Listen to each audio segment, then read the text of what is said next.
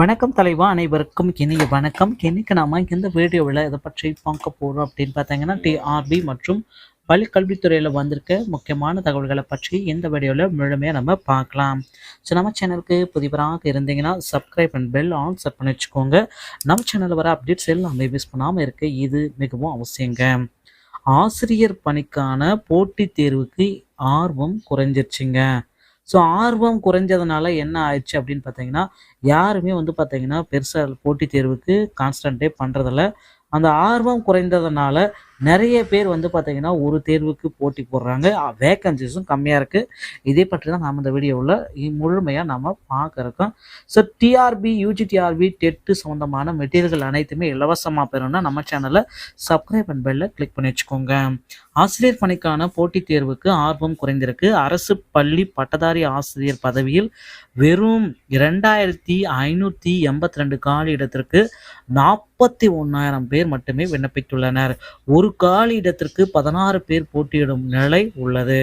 அரசு பள்ளிகளில் காலியாக உள்ள பட்டதாரி ஆசிரியர் பணிக்கு 2582 இடங்களை நிரப்ப பள்ளி கல்வித்துறை சார்பில் ஆசிரியர் தேர்வு வாரியம் வழியே போட்டித் தேர்வு அறிவிக்கப்பட்டுள்ளது. இந்த தேர்வு அடுத்த மாதம், ஸோ கண்டிப்பாக இந்த ஜனவரி 7ஆம் தேதி இந்த தேர்வை நடத்துறதுக்கு திட்டங்களை வச்சுருக்காங்க. இதில் 41,748 பேர் ஆர்வத்துடன் விண்ணப்பிச்சிருக்காங்க. பட்டப்படிவுடன் பிஎட் தேர்ச்சி பெற்று ஆசிரியர் தகுதி தேர்வு 2ஆம் தாளில் தேர்ச்சி பெற்றவர்கள் இந்த தேர்வுக்கு விண்ணப்பிக்கலாம் என்று அறிவிக்கப்பட்டுள்ளது. ஸோ விண்ணப்பித்தவர்களுக்கு தேர்வுக்கான ஹால் டிக்கெட் வெளியிடப்பட்டுள்ளது. மொத்தம் 41,478 பேர் தேர்வுக்கு விண்ணப்பித்துள்ளதாக ஆசிரியர் தேர்வு வாரியம் தகவல் தெரிவிச்சிருக்காங்க. அதாவது ஒரு காலி இடத்திற்கு 16 பேர் போட்டி என ஏற்படும் நிலை உள்ளது.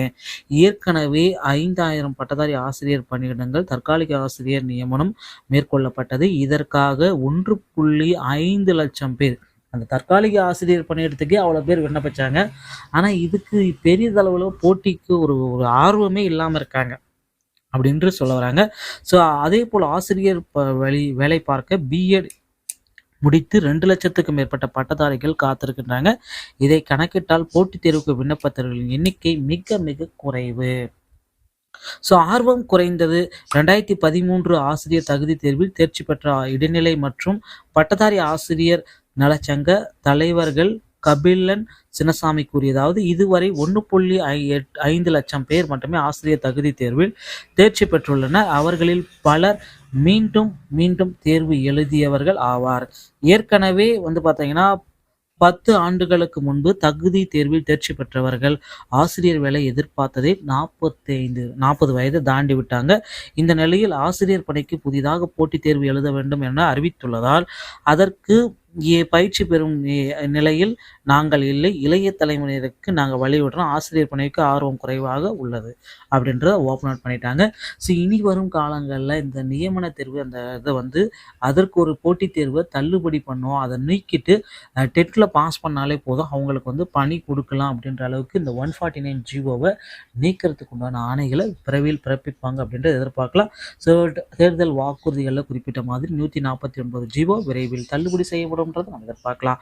டிஆர்பி மற்றும் பள்ளி கல்வித்துறை சம்பந்தமான அனைத்து வகையான செய்திகளையும் நீங்கள் உடனுக்குடன் பெற நம்ம சேனலோடு இணைந்திருங்கள். அடுத்த வீடியோவில் இன்னொரு செய்தியோடைய உங்களை சந்திக்கிறேன். நன்றி, வணக்கம், தேங்க்யூ.